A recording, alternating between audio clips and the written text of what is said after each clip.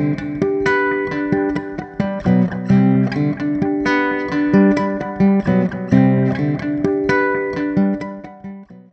and welcome to Take 5 with Automation World. I'm David Miller, Senior Technical Writer for Automation World.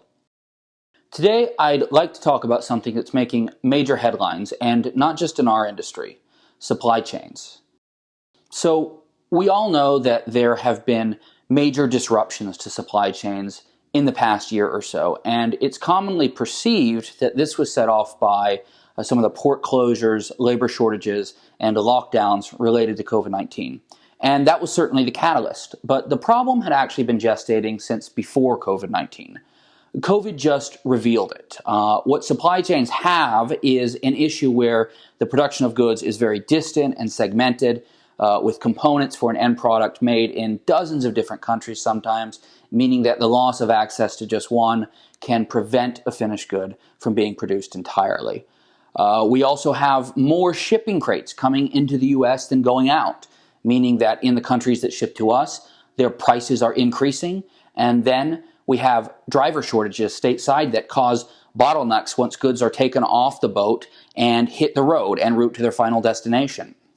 So obviously there are what we might term some structural issues at play here. But for our purposes here at Automation World, I'd like to point out some of the technologies that are becoming more prevalent in order to help companies navigate this very rapidly changing and uncertain landscape. So in this regard, much of what we're seeing is in line with common Industry 4.0 trends. First of all, there's been a rise in the automation of data collection and management. So just like with something such as predictive maintenance, data that was once gathered quite literally just by being written down on a clipboard by someone who was pacing up and down the aisles of a factory or a warehouse, some kind of facility like that, is now being collected automatically via intelligent sensors and consolidated digitally after being sent over a network. So even more importantly, what we see is centralized cloud storage being used for this. So the consolidation happens not just within a single facility, but across many locations. And that kind of enhanced visibility essentially enables better planning. And as with much of Industry 4.0, what can be achieved in terms of optimization really comes down to what people are doing with that data and visibility. So this data and our access to it opens up a world of possibilities. Most obviously, simply having more visibility enables better planning. People know what goods we have and where they are at all times. They're constantly being tracked. But perhaps what's more interesting is that when we pair this supply or inventory data with external demand data, we start to get a picture not just of how much we have or can have at any given point in time, but how much we need or will need in the future.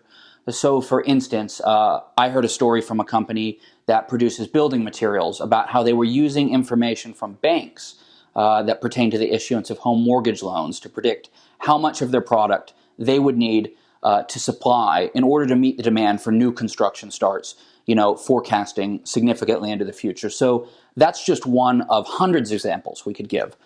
In essence, what we're looking at is a world where companies have shrinking profit margins, and that mandates they run their businesses more efficiently. And typically in the past, just-in-time models would have been employed that limit costs that are related to stocking inventory. But now, with supply chains becoming less reliable, we see that beginning to cause more harm than good, and it's just becoming untenable. What this means is that you can't know you'll have the product you need when you need it. And what these technologies are allowing companies to do is match supply to demand as best as possible, basically to get as close to that just-in-time model as they can, while also minimizing the risk that comes with operating in an uncertain environment. It's really that simple. It's kind of like having your cake and eating it too, you might say.